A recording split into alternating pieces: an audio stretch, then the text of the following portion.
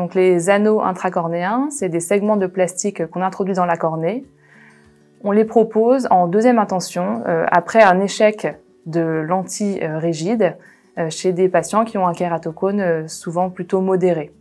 Ces anneaux sont posés après la réalisation d'un tunnel au laser. Ils sont introduits sous anesthésie locale et ils permettent de diminuer le bombement de la cornée à cause du kératocone. Ça permet dans un second temps de diminuer la correction sur les lunettes, mais ça n'empêche pas de nécessiter une correction par lunette. Et parfois, il est nécessaire en plus, pour avoir un effet supplémentaire des anneaux, de réaliser un laser, toujours sous anesthésie locale. La prise en charge financière, c'est remboursé à 100% par la sécurité sociale et ça nécessite un contrôle la semaine suivant le laser en consultation. Donc la chirurgie est totalement indolore avec des suites opératoires simples.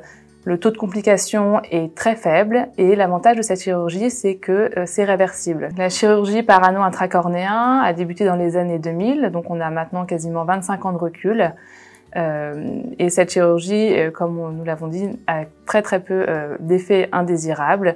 On retire les anneaux dans d'exceptionnels cas et le matériel est biocompatible, c'est-à-dire bien toléré par l'organisme et notamment par la cornée, ce qui permet de les garder toute la vie si l'effet souhaité est durable dans le temps.